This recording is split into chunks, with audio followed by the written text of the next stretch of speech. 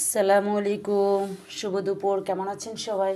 সারাদিন দেখেন ব্যস্ততার মধ্যে যায়, দেখেছেন? এই যে আজকে করলা ভাজি করব, তারপর বাঁধাকপি ভাজি করব, তারপর চিংড়ি মাছের বড়া করব, ডাল রান্না করব।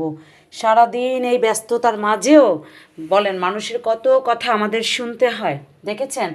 তার উপর এক ভদ্র আপু আমাকে খুব বিরক্ত করতেছে আমার হাজব্যান্ডকে নিয়ে। আপু প্লিজ এমন কোনো বাজে কমেন্টস করবেন না যেটা মানুষের মনে অন্তরে আঘাত দেয়, বুঝতে পেরেছেন? এই যে এটা হচ্ছে ছোটো ছোটো চিংড়িগুলো আছে না, ওইটাকে একটু ফাঁকি করে নিচ্ছি, করলা দিয়ে ভাজবো, ঠিক আছে? সবার দাওয়াত রইল, সবাই সবার জন্য দোয়া করবেন, এটাই হচ্ছে মেন। এখন রান্নাঘরে যাব। রান্নাঘর আর কি, আমাদের গরিবের রান্নাঘর, গরিবের কিচেন রুম আর কি, কিচেনে আসছি। এখানে রান্নাবান্না শেষ করব। সবাই ভালো থাকবেন, সুস্থ থাকবেন, আমার জন্য দোয়া করবেন। আল্লাহ হাফিজ। এগুলো আমাদের জীবন। আসসালামু আলাইকুম, শুভ দুপুর। কেমন আছেন সবাই?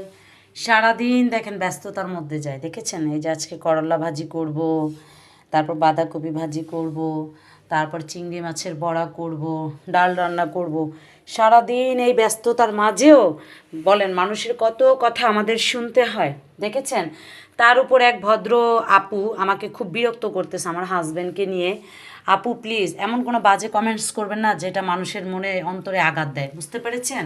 এই যে এটা হচ্ছে ছোটো ছোটো চিংড়িগুলো আছে না, ওইটাকে একটু ফাঁকি করে নিচ্ছি, করলা দিয়ে ভাজবো, ঠিক আছে? সবার দাওয়াত রইল, সবাই সবার জন্য দোয়া করবেন, এটাই হচ্ছে মেন। এখন রান্নাঘরে যাব।